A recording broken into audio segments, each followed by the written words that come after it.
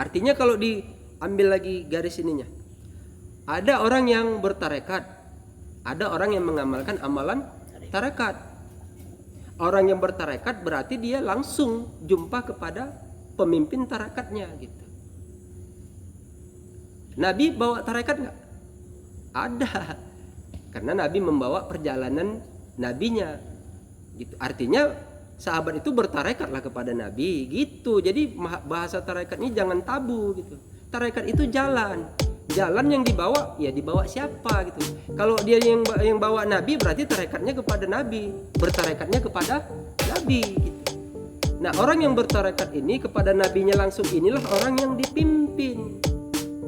Sedangkan orang yang meyakini, yang dia tidak bisa bertemu langsung, dan dia mempercayai kepada orang yang dipimpinnya ini, sudah pasti orang-orang yang setia kepadanya. Ini mereka ini orang yang terpimpin.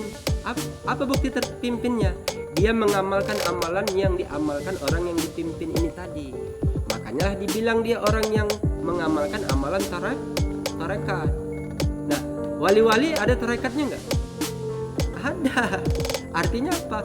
Wali itu juga punya perjalanan cerita di dalam masa hidupnya. Wali sampailah menutup cerita kewalian, itulah Mahdi. Pertanyaannya, Mahdi bawa tarekat enggak? Pastilah bawa. Ada jalan yang dibawanya. Artinya kalau mau sampai ya bertarekatlah kepadanya, meniti jalannya gitu. Itulah yang dibilang ihdinas siratal mustaqim, tuan-tuan. Ihdinas siratal mustaqim itu jalannya sudah lurus.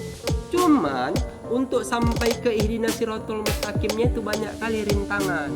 Kayak mana nggak banyak rintangan? Itulah sifat merasa benarnya tadi. Bismillah. Assalamualaikum warahmatullahi wabarakatuh. Waalaikumsalam warahmatullahi wabarakatuh. Alhamdulillahi rabbil alamin. Wabihi nasta'in ala umurid dunya waddin. Ashhadu an la ilaha illallah wahdahu la syarikalah. Wa ashhadu anna Muhammadan abduhu wa rasuluh la nabiyya ba'd. Qala Allah ta'ala fi kitabihil karim. A'udzu billahi minasy syaithanir rajim. Bismillahirrahmanirrahim.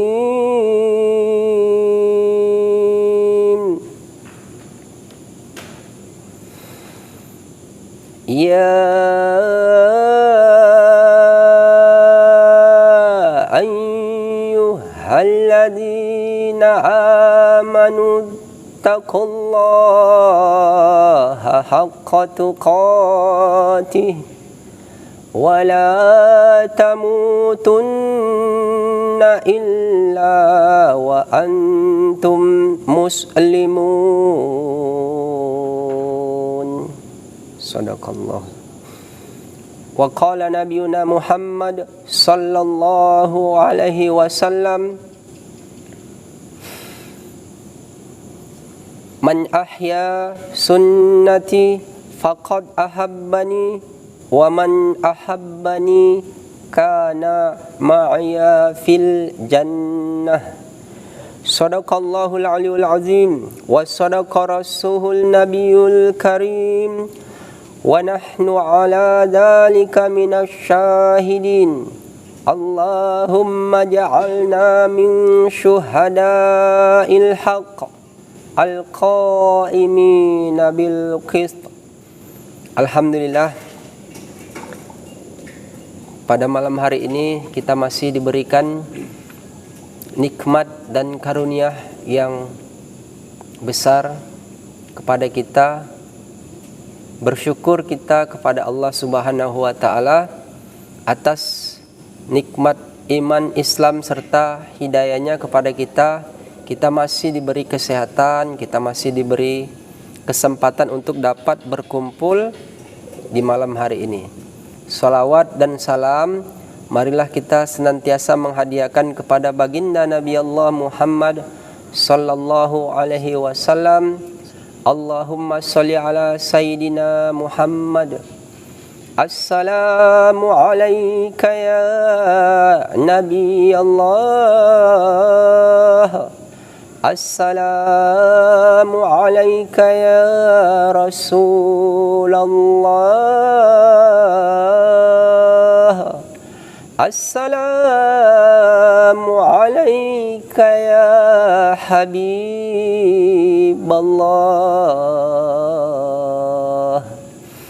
Alhamdulillah. Nah, pada malam hari ini kita masih diberi kesempatan ya berjumpa. Seperti bahasan-bahasan yang kita selalu diskusikan pada malam hari ini, atau pada bahasan-bahasan sebelumnya dan berikutnya, mungkin kita masih membahas atau memujawarakan atau memusyawarakan perihal tentang keadaan zaman akhir ini yang berkaitan itu dengan zikrullah dan pemimpin zaman akhir itu, beserta cerita kaum-kaum yang berkaitan dengan cerita di zaman akhir ini gitu. Nah, dalam suatu penggambaran ayat di situ kita tadi di awal membaca, hai orang-orang yang beriman, bertakwalah kepada Allah dengan sebenar-benarnya kamu bertakwa, dan jangan kamu mati kalau belum masuk ke dalam Islam. Artinya orang yang beriman itu setelah dia mengakui Allah dan Rasulnya, diperintahkan kepadanya itu untuk berbuat suatu perbuatan yang membuat dirinya menjadi takwa dengan yang sebenar-benarnya dia bertakwa. Dan di situ ada himbauan, dan jangan kamu mati kalau belum masuk ke dalam Islam. Nah, itu banyak memiliki makna di dalam ayat itu gitu. Kata bertakwa itu adalah perbuatan gitu. Ukuran takwa seseorang itu apabila menuju kepada satu titik gitu. Misalnya kita ambillah titiknya sholat, perbuatannya gitu. Nah, perbuatan sholat yang dikerjakan atau perbuatan sholat yang didirikan, siapa orang yang bagus sholatnya, siapa orang yang paling banyak mengerjakan kebagusan di dalam sholatnya, kebaikan di dalam sholatnya, maka dialah yang paling bertakwa gitu. Nah, di situ diperintahkan sebenar-benarnya takwanya gitu. Artinya di dalam sholatnya dia bagus, di luar dari setelah sholatnya perbuatannya itu tetap dia baik gitu orang itu. Dia agar dia jujur dalam perilaku perbuatan ibadah sholatnya. Itu kalau diukur titik takwanya itu dalam penggambaran pengerjaannya sholat. Bagaimana kalau pengerjaannya itu dalam gambaran kalau dia berpuasa gitu? Berarti siapa orang yang paling bagus dalam menjalankan puasanya, dialah yang paling bertakwa. Nah, kata bertakwa ini kan maknanya mencakup ke dalam cerita Islam gitu. Jadi kalau dikaitkan bertakwanya seseorang itu di dalam keislamannya, berarti semua cerita takwa yang dikerjakan itu apa-apa yang ada di dalam rukun Islam itu. Kalau semua dia melakukannya dengan baik, dengan benar, dengan sebenar-benarnya, maka ini orang yang benar-benar dia Islam, yang dia melakukan ketakwaannya gitu. Makanya setelah ayat itu dikatakan wala tamutunna illa wa antum muslimun gitu. Artinya setelah dia melakukan benar-benarnya bertakwa, dia di situ diingatkan lagi dengan perkara dia nanti akan kematiannya gitu. Sebelum dia mati jangan mati dulu kalau belum masuk ke dalam Islam. Kata masuk ke dalam Islam itu artinya kalau belum orang ini dapat keselamatan gitu kan, jangan mati dulu gitu. Nah, kata Islam di situ kita ambillah dia orang yang dia diselamatkan di dalam berkeyakinan dia beragama gitu. Karena Islam itu adalah Inad dinna innallahil Islam. Sesungguhnya agama Islam itu adalah agama yang diridhoi oleh Allah gitu. Karena banyak agama-agama yang lainnya gitu.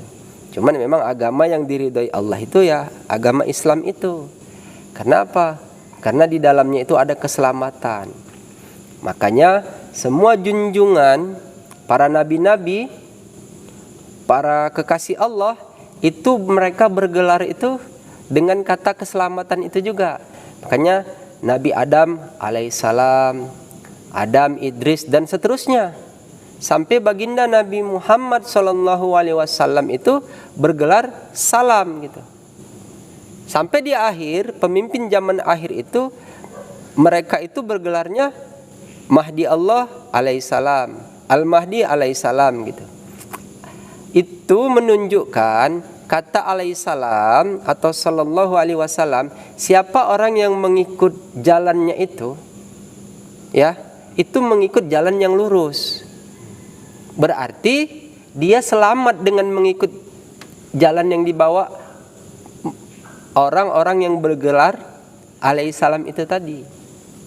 Makanya disuruhlah kita di dalam perintah itu ihdinas siratal mustaqim, supaya kita mengikuti jalan yang lurus.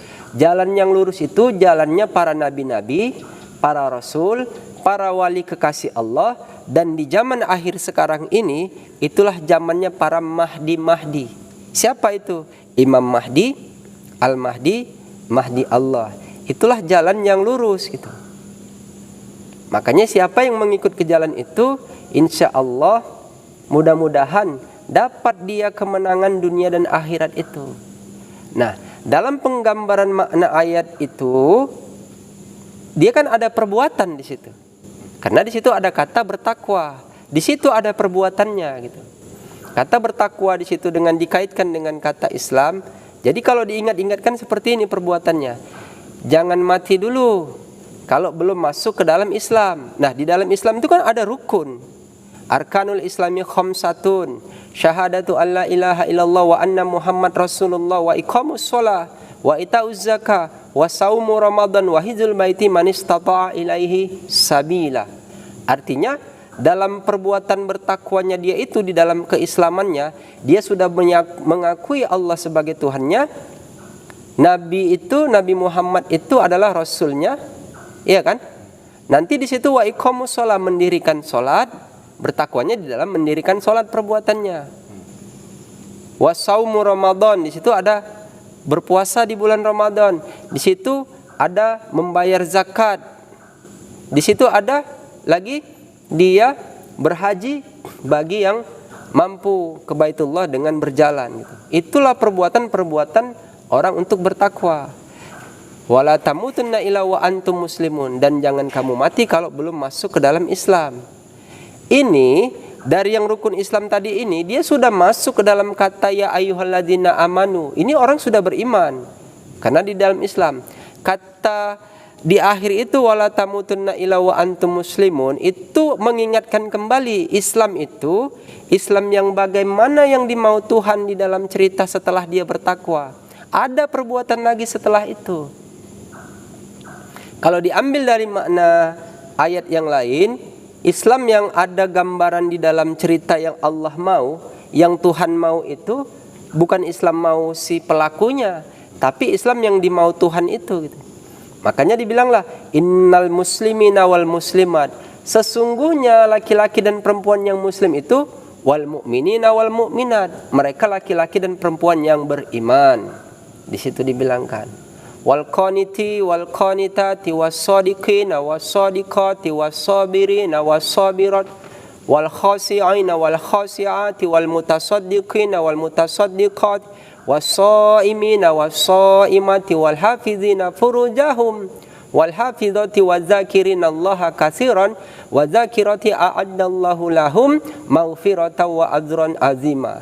Laki-laki dan perempuan yang dia Islam, yang dia beriman, yang dia bersedekah, yang dia benar, yang dia taat, yang dia khusyuk, yang dia berpuasa, yang dia menjaga kehormatannya, mereka ini laki-laki dan perempuan yang dia banyak berzikir menyebut nama Allah.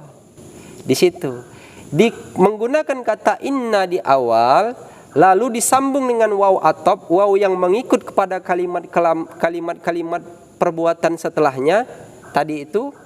Nah, di situ waw atop itu berakhir kepada huruf nun yang dia mencakup kepada titiknya gitu. Di dalam satu perbuatan, apabila seseorang muslim yang dia banyak berzikir menyebut nama Allah itu, dia sudah pasti mengerjakan ini semua.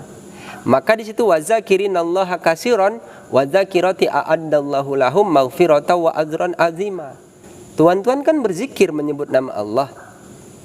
Artinya tuan-tuan tidak bisa berzikir menyebut nama Allah kalau tuan-tuan tidak mengerjakan sholat. Tuan-tuan tidak bisa mengerjakan sholat apabila tuan-tuan belum bersyahadat, bersaksi bahwa Allah Tuhannya, Nabi Muhammad Rasulnya gitu.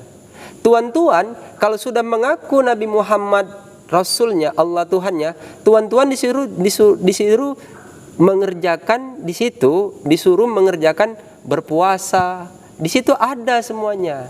Maka perbuatan setelah itu tuan-tuan memang harus, karena berzikir menyebut nama Allah itu adalah perintah. Maka di situ dapat ampunan, ya. Wa zakirinallaha katsiran, ampunan dan pahala yang besar. Wa zakirati a'addallahu lahum maghfiratan wa ajran azima.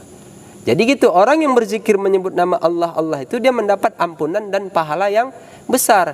Dari makna itu kita dapat melihat. Jadi tuan-tuan, setelah tuan beriman, jangan mati dulu tuan kalau belum masuk ke dalam Islam. Artinya apa? Jangan mati dulu kalau belum berzikir menyebut nama Allah. Kenapa? Karena orang yang berzikir menyebut nama Allah fazkuruni azkurkum itu orang-orang yang mengingat janjinya kepada Tuhannya. Gitu. Artinya kalau ditarik lagi cerita itu, jangan mati dulu tuan kalau belum mengingat janjinya kepada Allah. Kan masih di dunia nih. Ingat dulu janjinya. Apa janjinya kepada Allah itu? Fazkuruni azkurkum. Gitu. Nah, kalau sudah mengingat janjinya kepada Allah tuan nanti mendapat ampunan dan pahala yang besar. Semakna kata dalam wala tamutunna illa wa antum muslimun itu, tuan, jangan mati dulu kalau belum mendapat ampunan dan pahala yang besar, bisa gawat nanti. Ngerti? Nah, untuk dapat semua itu dengan dikaitkan dengan zikrullah, dengan berzikir menyebut nama Allah, dia menunggu masa. Masa apa? Zikir menyebut nama Allah ini masanya di masa ini gitu. Tidak di masa di awal kenabian. Walaupun zikirnya sudah ada. Para nabi-nabi itu zikir menyebut nama Tuhannya. Para wali-wali Allah itu berzikir menyebut nama Tuhannya. Cuman masih di dalam perbuatan kolbunya gitu. Tidak dizaharkan gitu. Kalaupun dia dizaharkan, hanya menceritakan tentang adanya nanti di akhir zaman gitu. Jadi dalam kesimpulannya, zikir Allah di zaman akhir itu dia dibawa oleh pemimpin zaman akhir itu. Karena zikir Allah itu la taqumus sa'a hatta la yuqalu fil ardi Allah. Tidak terjadi suatu kehancuran di muka bumi ini, kiamat, kalau masih ada orang yang berzikir menyebut nama Allah. Itu dalam penggambaran zikir menyebut nama Allah itu dikaitkan dengan cerita hari kiamat. Berarti ada lagi datang pemimpin zaman akhir itu. Itulah yang dibilang Imam Mahdi. Masa Mahdi itu ada. Tadi kan ada masa nabi-nabi, masa wali-wali. Ada masa Mahdi. Itulah ada Imam Mahdi, Al-Mahdi, Mahdi Allah. Dari makna ayat tadi itu, yang dia wala tamutunna illa wa antum muslimun, jangan kamu mati kalau belum masuk ke dalam Islam, yang kita urut tadi, pada akhirnya jangan mati dulu kalau belum mengikut jalan yang lurus yang dibawa oleh pemimpin zaman akhir itu. Karena tuan-tuan bisa dapat berzikir menyebut nama Allah, bisa dapat mengingat janjinya kepada Allah, bisa mendapat ampunan dan pahala yang besar kalau mengikut kepada pemimpin zaman akhir itu. Jelas? Jelas, karena dulu belum ada yang menceritakan seperti itu. Sekarang supaya tahu. Nah, yang berzikir Allah ini kan semasa ini sudah banyak. Yang di awalnya zikir Allah ini didustakan. Kata didustakan itu ditolak. tidak diterima. Siapa yang tidak menerimanya? Ahli kitab di masa ini. Loh, ada ahli kitab di masa ini? Adalah. Sedangkan ahli kitab di masa Nabi ada. Ahli kitab di masa sebelumnya ada. Dia setiap Nabi Rasul itu membawa kitab. Di masa-masa itu nanti ada ahli kitabnya. Yang dia mendustakan kalau dia tidak beriman kepada Rasul di masa itu juga. Ada nggak yang mendustakan Nabi Muhammad dikala datang masa kenabiannya? Ada. Yang mendustakannya ahli kitab itu juga. Makanya lam yakunil ladzina kafaru min ahlil kitabi wal musyrikina munfakina hatta ta'tiyahumul bayyinah. Gitu. Jadi ahli kitab itu ada yang musyrik, ada yang kafir. Dari golongan ahli kitab itu. Karena ada Rasul yang datang membawa kitab. Emang Imam Mahdi dia nggak bawa kitab? Bawa. Jadi harus mengerti gitu. Ada kitab-kitab yang dibawa. Cuman dalam kitab yang dibawa itu sudah pasti dia termaktub yang ada di dalam Al-Quran. Artinya Quran itu sebagai hudalinnas, petunjuk untuk manusia gitu. Nah, untuk dapat membedakan petunjuk yang ada pada Quran itu, kan dia harus ada furqan. Maka dibilangkan syahrul ramadhan alladzi unzila fihil Quran hudal linnas wa bainatin minal huda wal furqan. Untuk dapat membedakan petunjuk Quran itu, tuan-tuan, harus ada furqan. Furqan itu apa? Itu kitabnya para nabi-nabi, para rasul, para wali-wali di masa akhir zaman sekarang ini. Itu kitabnya Mahdi. Itulah yang dibilang Lauhul Mahfuz. Kitab itu. Nah, kalau kitab itu diberikan kepada orang yang mengikutnya gitu, dia menjadi berupa ijazah. Diriwayatkan ijazah itu dari yang menerimanya. Gitu. Jadi perbuatannya itu dia diberi petunjuk. Gitu. Petunjuk ijazah itu, apa maksud dari ijazah itu? Izin membolehkan kau berbuat sesuatu yang mau dikerjakan. Perintah sholat, ada ijazah sholatnya. Perintah zikir, ada perintah zikirnya, berarti ada ijazahnya. Jadi dalam kehidupan sehari-hari itu ada petunjuknya karena ada furqan di situ. Paham ya? Tuh, jadi harus bisa mengerti, membedakan ya antara yang mana dia itu yang sebenarnya. Kalau benar, semuanya benar. Ahli kitab itu benar. Tapi dia bisa jadi tidak benar apabila dia merasa benar. Maka bengkoklah dia. Merasa benarnya gimana? Gitu. Apa bukti ketahuan sudah bengkoknya? Di sini harus jeli.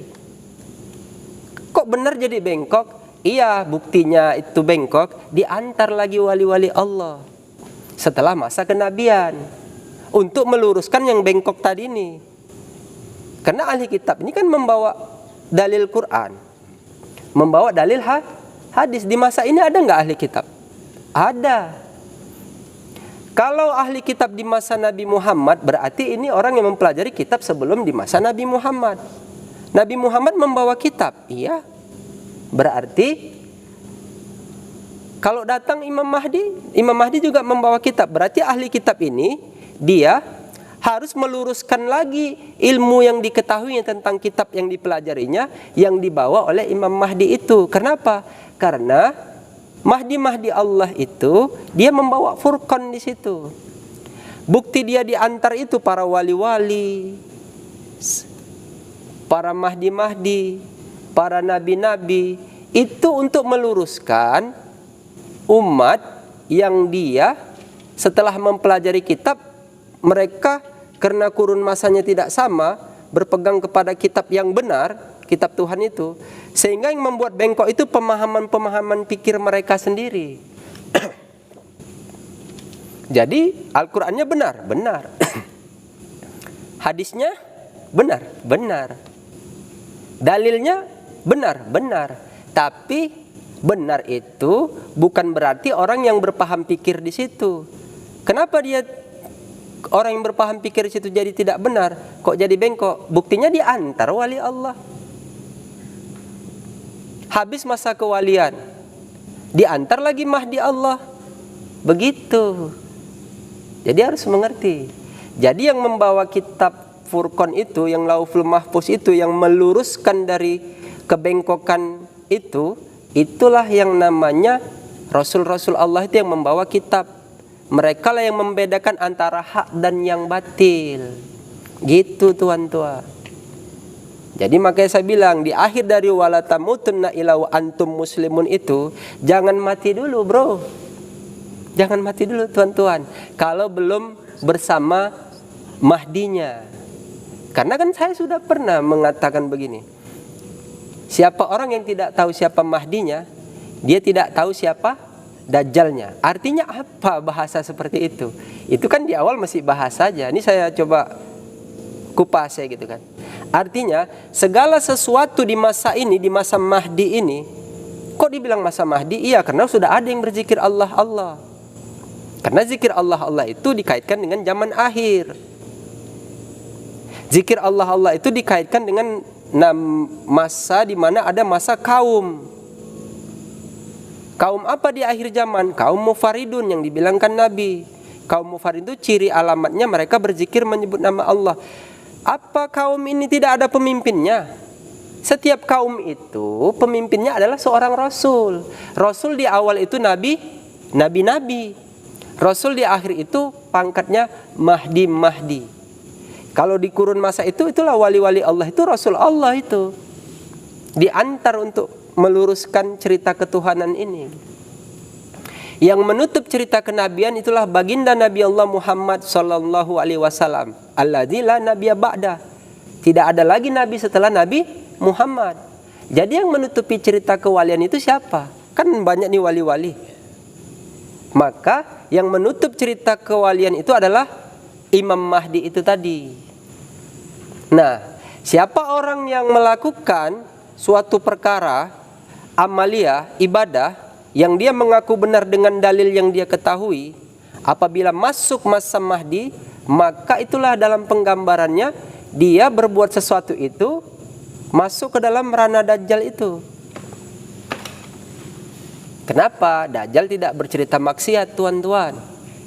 Dia bermainnya di cerita kebohongan, makanya lambangannya kafaro, kafir. Dia menutup, dia membohongi. Menutup dari apa? Dari cerita kebenaran itu. Untuk menutup dari cerita kebenaran itu, pastilah dia berada di ranahnya beribadah, beramal, berzikir. Jadi nggak usah heran kalau di zaman akhir zaman sekarang ini, kok zikirnya ngaku Islam kok beda-beda gitu ya. Zikirnya nggak salah tuan, dalilnya tidak salah.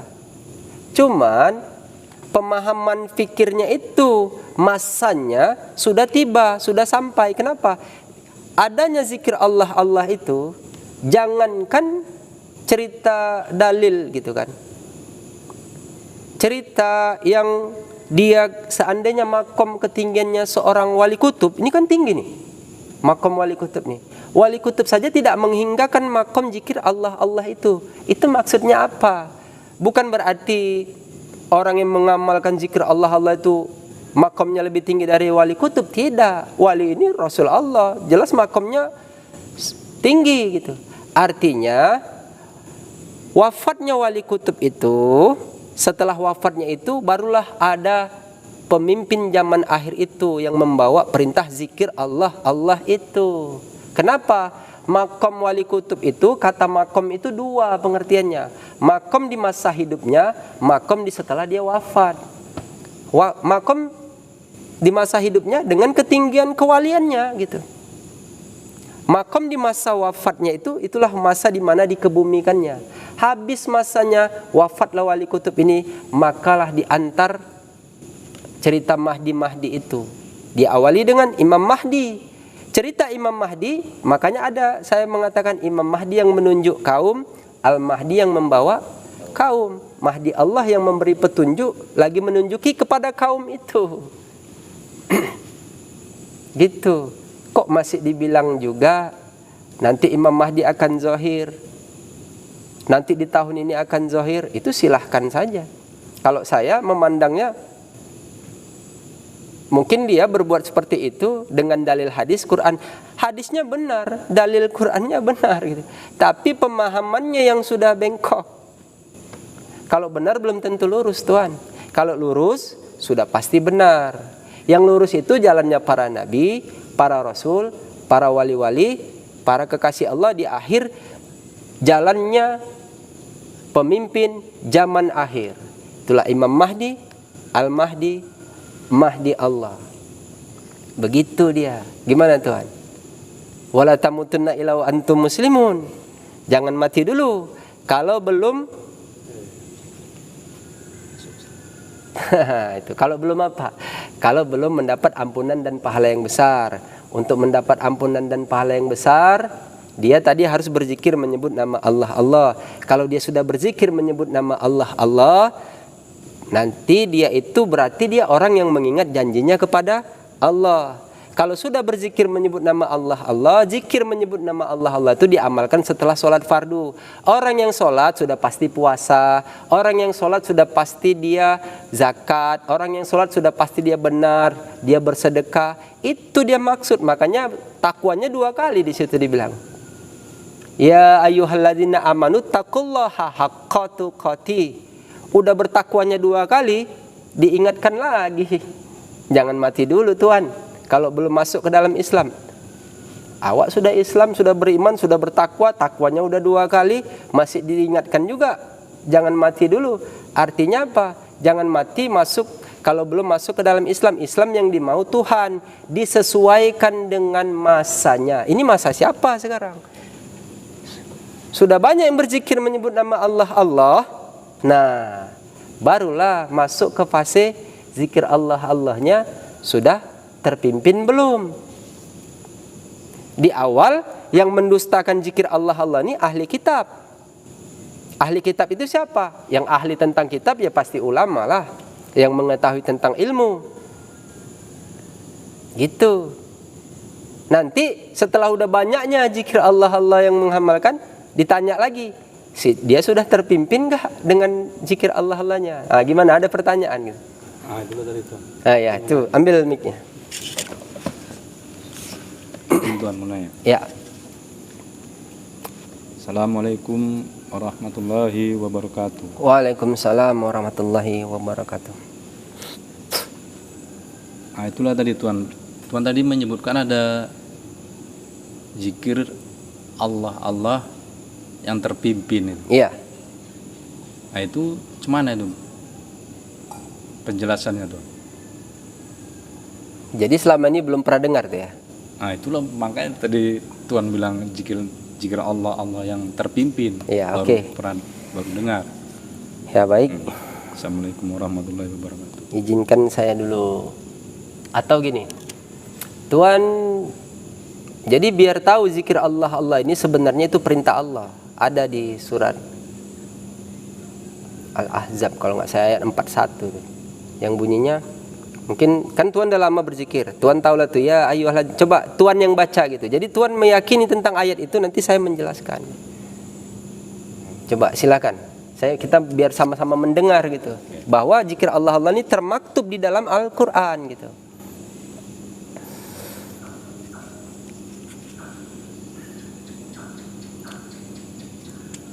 Bismillahirrahmanirrahim. Allah. Ya ayyuhalladzina amanu dzkurullaha dzikran katsira. Allah. Wasabbihuhu bukratan wa asila. Allah. Huwallazi yusalli alaikum wa malaikatuhu liyukhrijakum minadh-dhulumati ilan nur. Allah. Wa kana bil mu'minina rahima. Sadaqallahul azim. Baik ya. Jadi Tuan sudah berzikir lama, ya kan? Tuan bertanya kepada saya tentang kenapa ada istilah zikir Allah yang terpimpin. Di situ dari Tuan yang makna ayat yang Tuhan baca itu, ya ayyuhalladzina amanu dzkurullaha dzikran katsiran. Itu ada fi'il amar di situ. Ada suatu urusan perkara amrun yang dia itu urusan itu tentang berzikir menyebut nama Allah itu gitu. Kalau sudah ada suatu urusan amrun namanya, berarti ada amir yang mengurus urusan itu. Kalau sudah ada amirnya, berarti ada makmur yang mengerjakan urusan itu, perintah itu gitu. Kalau sudah ada urusan, ada yang mengurusinya, yang memimpinnya, juga ada yang mengerjakannya, juga ada yang mendustakan. Gitu. Di situ dikatakan huwallazi yusolli alaikum wa mala, di situ. Wasabbihu, maka bertasbihlah di waktu pagi dan petang. Huwallazi yusolli alaikum wa malaikatuhu liyukhrijakum minadz zulumati ilan nur wa kana bil mu'minina rahimah. Orang yang berzikir menyebut nama Allah dengan sebutan yang banyak atas dasar perintah, lalu dia bertasbih menyebut nama Tuhannya, ya. Mereka ini, para malaikat itu memohonkan ampun untuk dirinya dan Allah mengampuninya, memberinya rahmat. Sehingga dari rahmat yang diberikan Allah itu, Allah mengangkat dia dari alam yang gelap menuju alam yang terang benderang. Karena Allah sangat mengasihi kepada mereka itu yang beriman. Beriman kepada siapa? Beriman kepada Allah sudah pasti, karena itu perintah Allah. Nah, karena zikrullah ini ada yang mengurusinya, suatu urusan perintah yang diperintahkan oleh Tuhan, maka pastilah yang mengurusi tentang urusan perintah dari Tuhan itu seorang Rasul. Makanya Tuhan beriman juga lagi kepada Rasulnya. Kan Tuhan berzikir menyebut nama Allah kan atas dasar perintah. Kalau sudah ada Rasulnya, di situ ada kata terpimpin tadi. Gitu. Kata terpimpin berarti Tuhan ada orang yang dipimpin langsung oleh Rasul Allah itu. Nanti setelahnya itu ada orang yang terpimpin. Kita ambil kembali ke awal, kembali ke laptop namanya, atau kembali ke cerita awal sebagai tolak ukur timbangan namanya, cerita awal dan akhir. Nah gitu. Mereka orang-orang yang dipimpin ini, mereka itulah orang-orang yang ulaikal muqarrabun. Mereka ini orang-orang yang didekatkan sama Tuhan mereka. Siapa mereka ini? Ulaikal fi jannatin naim. Mereka ini berada di tempat yang penuh kenikmatan. Sullatum minal awwalin wa qalilum minal akhirin.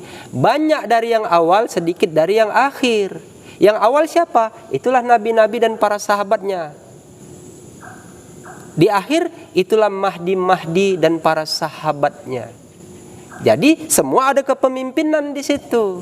Makanya dibilang ada kata terpimpin. Mereka yang mengikut Nabi di awal, itulah mereka orang yang dipimpin langsung oleh baginda Nabi Allah Muhammad SAW. Siapa mereka itu? Sudah pasti keluarganya, zuriatnya, yang hidup di masa Nabi hidup. Dan ada sahabatnya. Sahabat Nabi kan nggak 1-2 orang saja. Sahabat Nabi itu dalam hikayatus sahabat itu mereka itu jumlahnya ribuan. Nah, dari semua yang ribuan itu, ada yang dia langsung dipimpin oleh nabinya. Ada dia yang hanya terpimpin. Gimana membedakannya? Kalau dia yang dipimpin langsung oleh baginda nabinya, Rasul junjungannya, mereka ini orang-orang yang dekat, yang dia mendapat petunjuk langsung. Itulah namanya perintah ijazah. Kalau dalam cerita awal, perintah ijazah itu dia meriwayatkan hadis dari Nabi. Contoh ya. Saya sudah pernah mengulang tuh ceritanya. Ada hadis bunyinya, An Anas radhiyallahu anhu qala, qala Rasulullah sallallahu alaihi wasallam, sawu sufufakum fa inna taswiyatas sufu fi min iqamatis shalah. Rawahul Muslim.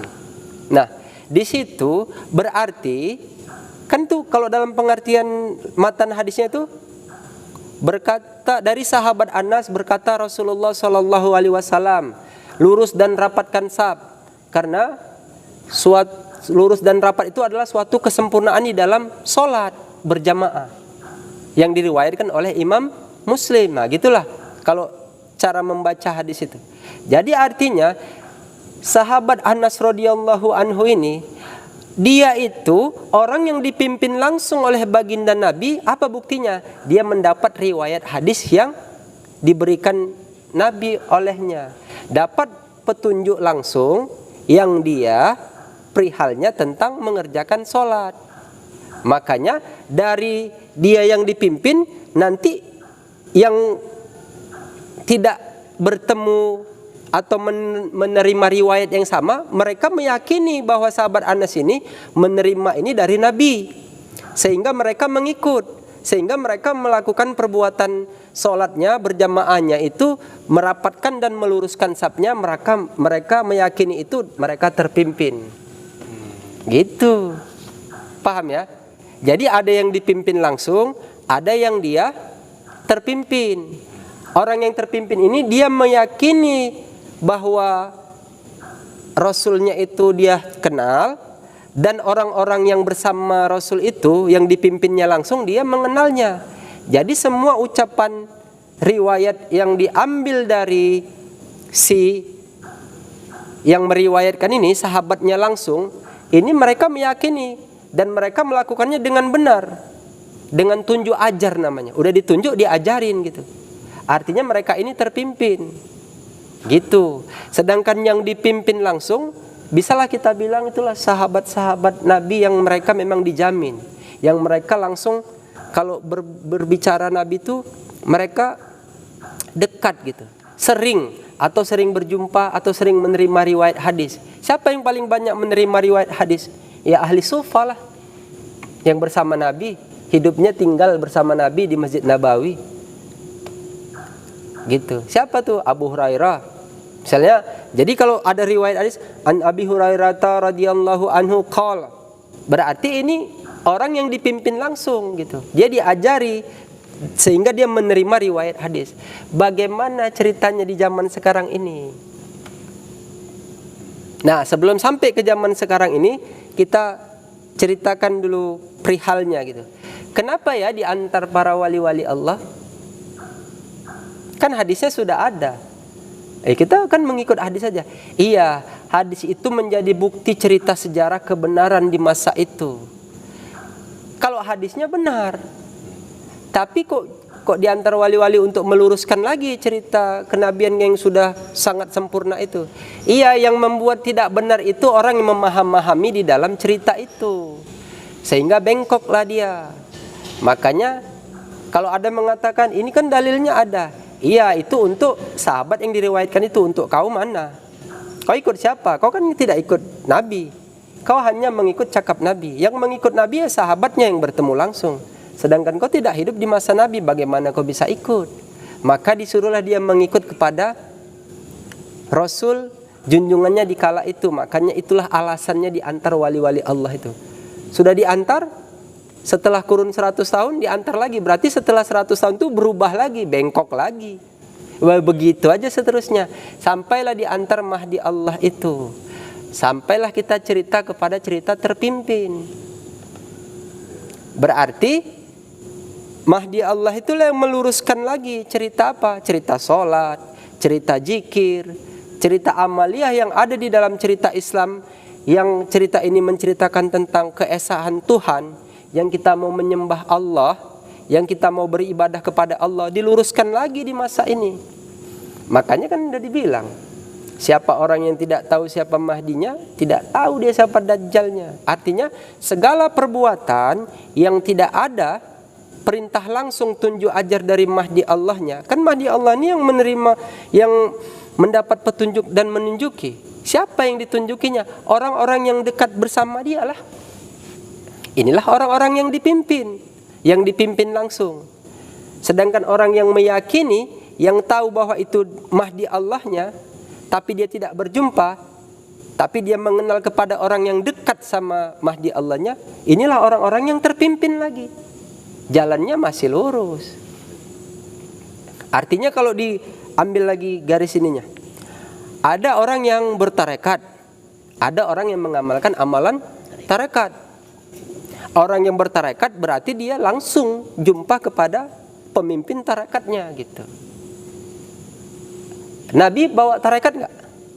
Ada, karena Nabi membawa perjalanan nabinya, gitu. Artinya sahabat itu bertarekatlah kepada Nabi, gitu. Jadi bahasa tarekat ini jangan tabu, gitu.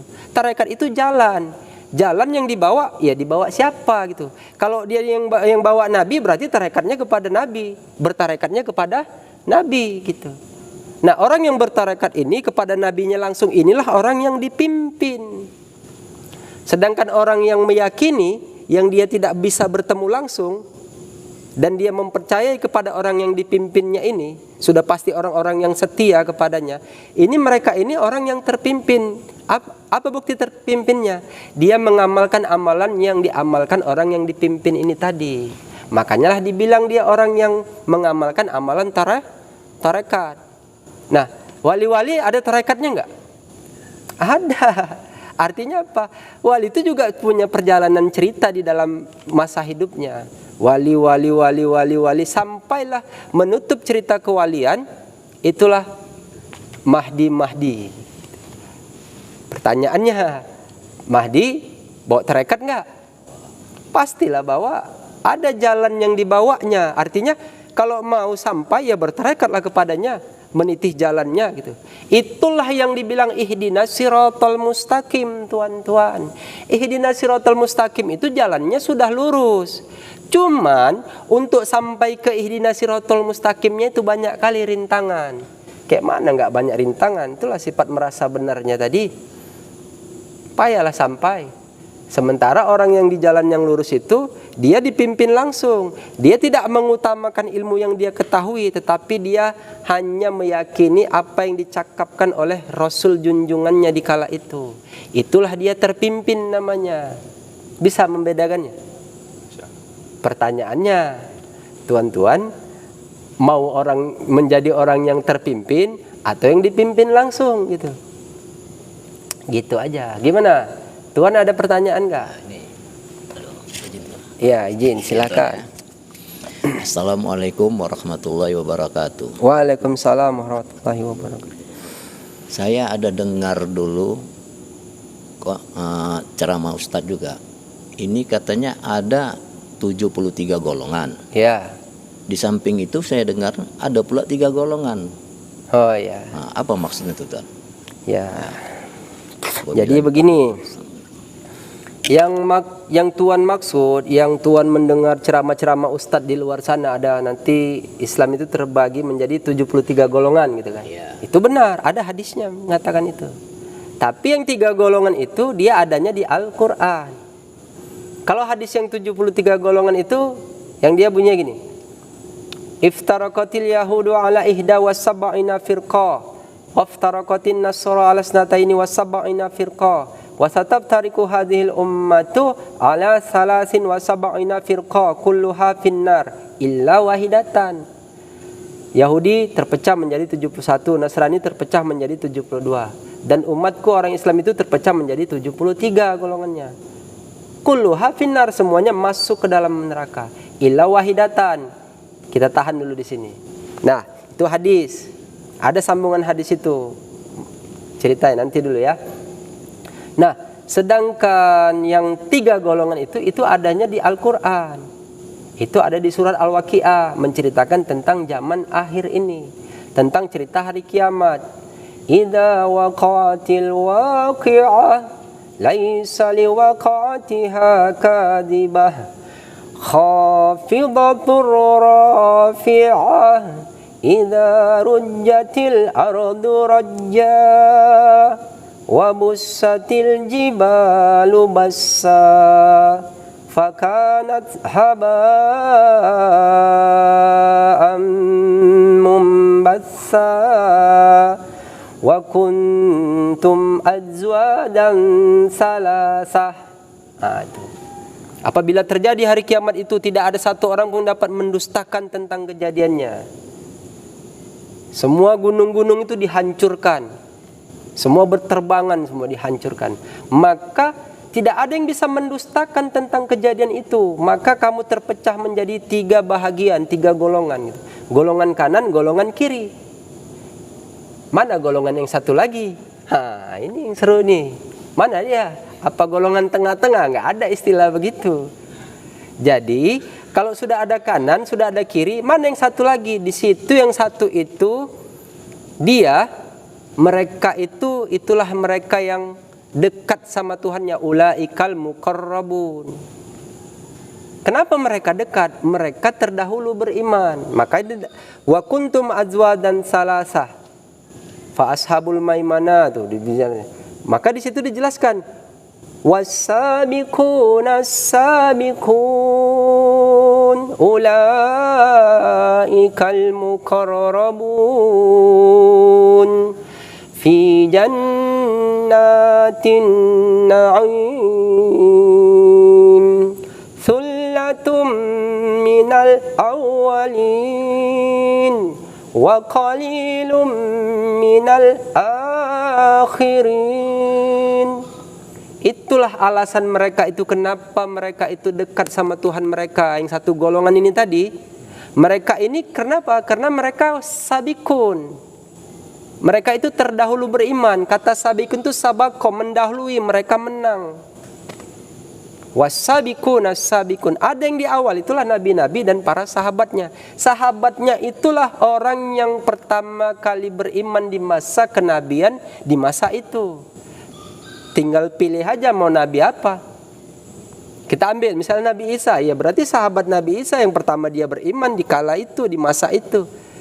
Habis cerita Nabi Isa, ada Nabi Muhammad SAW. Siapa yang dahulu beriman, yang dia duluan, dia meyakini nabinya, yakin kepada Tuhannya.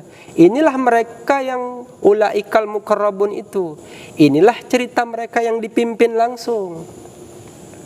Sedangkan yang golongan kanan itu, itulah orang yang Tuhan tanyakan tadi. Mereka itu orang yang terpimpin. Mereka itu berbuatnya sesuai dengan apa yang dibuat, yang dipimpin oleh baginda Rasulnya, gitu. Makanya jangan jadi golongan kiri. Nah, jadi yang golongan kiri itu yang mana? Dia hidup juga di masa itu. Dia bersama orang yang dipimpin itu. Dia bersama orang yang terpimpin itu.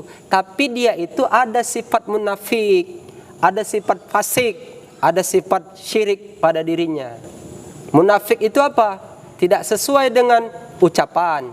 Ucapan siapa? Ucapan dia. Tidak sesuai dengan fasik itu perbuatan. Perbuatan siapa? Perbuatan dia. Syirik itu siapa? Menduakan. Dia menduakan dari siapa gitu? Dia menduakan Rasulnya gitu. Menduakan Tuhannya. Kalau sudah menduakan Rasulnya, dia sudah menduakan Tuhannya gitu. Dia masuk ke dalam cerita itu juga? Iya. Nah, sedangkan yang 73 tadi itu Tuhan, itu dia udah lain cerita dari sini. Dia masa setelahnya itu. Nah, itu contoh begini. Kalau mau melihatnya gitu, kita ambil cerita Nabi dulu ya. Nanti kita bahas cerita zaman akhir yang sampai 73 tadi itu. Di zaman masa Nabi Allah Muhammad SAW, yang 3 golongan ini yang ada itu nanti dia bukan 73, tapi 72. Itulah yang dibilang Nasrani itu tadi. Wasataf tariku hadhil ummatu, itu di akhir gitu. Sedangkan ini dia mereka yang 72 itu tadi. Nah 72 itu kenapa dia dibedakan dari yang 3 golongan ini? Ini yang 3 golongan ini, yang ada yang dipimpin, ada yang terpimpin, baru mereka berada di situ gitu. Karena sifat munafik, fasik dan syiriknya itu. Ciri yang dari yang dipimpin ini apa di masa Nabi itu? Salat. Syariat yang dibawa Nabi itu salat. Berarti mereka yang fasik, yang syirik ini ya sholat juga, perbuatannya munafik juga, perbuatannya syirik juga, gitu. Sedangkan yang 72 itu mereka tidak sholat, karena mereka kaum sebelumnya, golongan mereka ini. Sementara ini adalah kaum yang bersama Rasul junjungannya. Oke, udah mengerti di situ kan? Jadi yang sholat celaka juga. Iyalah, kalau ada sifat munafik, fasik, syiriknya. Gitu. Kalau sudah di zaman akhir, masuklah ke dalam yang cerita yang Tuhan maksud, yang 73 tadi nih. Mereka ini, yang 73 ini adalah golongan, sedangkan yang satu itu adalah kaum. Nah, kaum itu, dia tanda ciri alamat yang sudah ada 73 golongan ini. Kalau yang di awal yang 72 tadi itu dikaitkan dengan suatu kaum yang dapat dilihat dengan sholatnya, kalau mereka ini dapat dilihat dengan zikir menyebut nama Allahnya. Karena kaum itu kaum mufaridun di masa itu. Sedangkan kaum di masa yang 72 tadi, yang 71 di atas, itulah kaum Ansar, kaum Muhajirin, leluhur dari ini yang kaum yang setelah ini. Kenapa? Kan ada as-sabiquna awalun di awal, ada as-sabiquna akhirun di akhir. Maka dibilanglah sabaqal mufarridun. Hadisnya, kaum mufarridun telah mendahului kita. Siapa kaum mufarridun itu? Mereka berdiri sendiri. Mereka berdiri sendiri terpisah dari leluhurnya di awal. Baru mereka berdiri sendiri terpisah dari yang namanya 73 golongan ini tadi. Ciri mereka itu banyak berzikir menyebut nama Allah. Kalau sudah berzikir menyebut nama Allah, kalau sudah sama seperti tadi dia sholat, kalau yang sholat munafik fasik, dia syirik juga, berarti ini kan dia golongan kiri namanya. Sama ini, dia udah zikir Allah.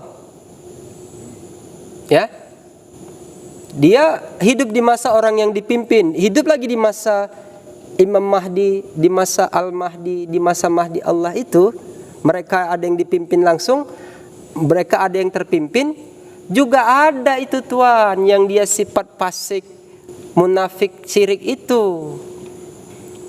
Itulah makanya dibilang terpecah menjadi 3 golongannya. Gitu.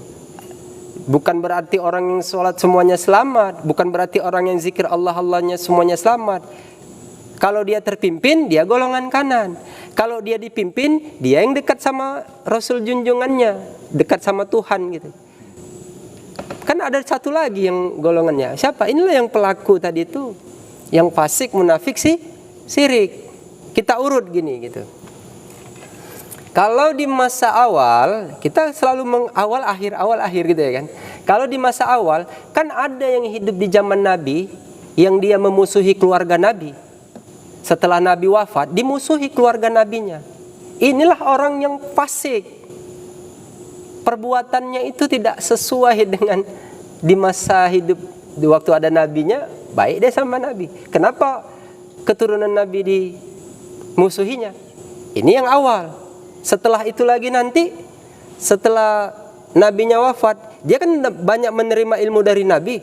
Ada lagi dia, namanya dia mau menjadi siapa orang apa? Dia mau jadi raja di situ.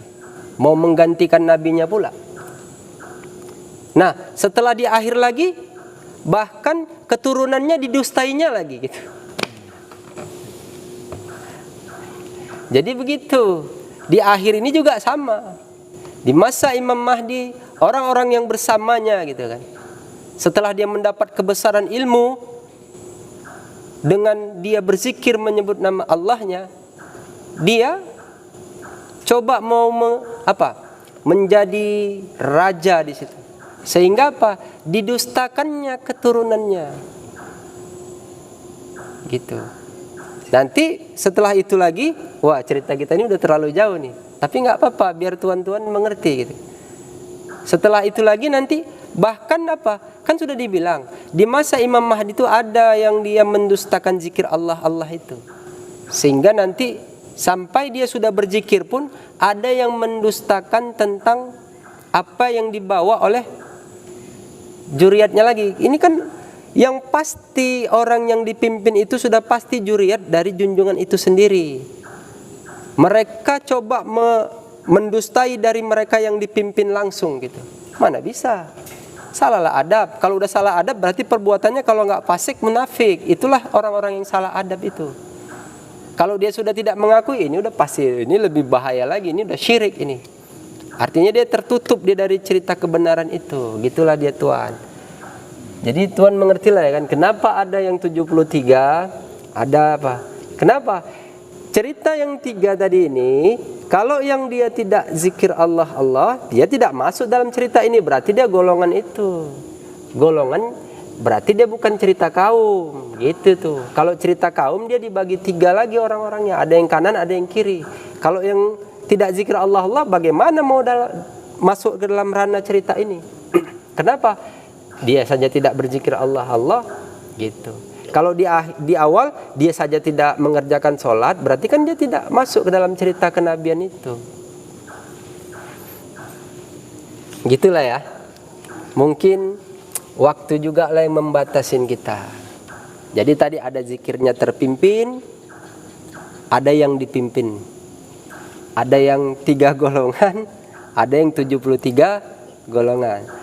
Kalau 73 golongan itu firqahnya, paham pikir mereka itu. Mereka itu pintar-pintar semua itu, saking pintarnya begitu. Dia terikat dengan paham pikirnya. Karena mereka tuh pasti ahli-ahli kitab di situ. Ahli, kalau udah ahli tahulah, pintarlah itu gitu. Gitu dia, baru di situ. Nah, kalau yang 3 golongan itu dia masuk ke dalam cerita itu gitu. Tapi ada sifat fasik, munafik di dalam dirinya gitu. Jadi harus bisa membedakan. Jadi kalau tuan-tuan sudah berzikir menyebut nama Allah, tuan-tuan sudah tidak menghiraukan dengan kepada orang yang tidak berzikir menyebut nama Allah itu dalam pemahaman pikirnya. Jadi kalau mau aman, cari aman ya kan. Kalau mau aman, udah tuan-tuan ikut saja apa yang dikatakan Rasul junjungannya gitu. Ikut saja dengan apa yang orang yang dipimpinnya langsung gitu, agar tuan-tuan terpimpin gitu. Paham ya? Mudah-mudahan apa yang disampaikan ini bermanfaat buat kita sehingga menambah keyakinan kita. Terus kita berzikir menyebut nama Allah karena itu perintah. Tuhan tadi udah baca ayatnya tuh. Ya kan? Udah baca itu perintah Allah itu. Makanya kalau orang yang udah berzikir menyebut nama Allah, dia minat zulumati ilan nur. Kata minat zulumati ilan nur itu artinya dia diangkat dari alam yang gelap menuju alam yang terang benderang. Apa bisa Tuhan zikir Allah terus Tuhan dari nggak tahu menjadi tahu? Kan ada yang memberitahu. Sehingga nanti Tuhan kalau ujung-ujungnya itu, kalau betul lah Tuhan orang yang dipimpin langsung, di situ kalimat ayatnya, ulaika alaihim salawatum mir rabbihim wa rahmah wa ulaika humul muhtadun. Mereka ini itu berarti banyak nih mereka. Alaihim, mereka ini semua, mereka ini orang yang mendapat rahmat dari Tuhannya. Rahmat itu apa? Kebaikan, itulah ilmu, diajarin.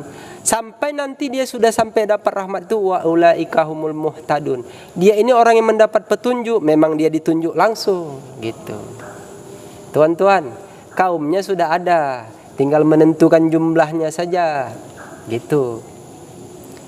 Gitu ya, baik ya. Zikir Allah-Allahnya. Jadi sampailah mendapat petunjuk gitu. Wallahu alam bissawab. Kita akhiri billahi taufiq wal hidayah.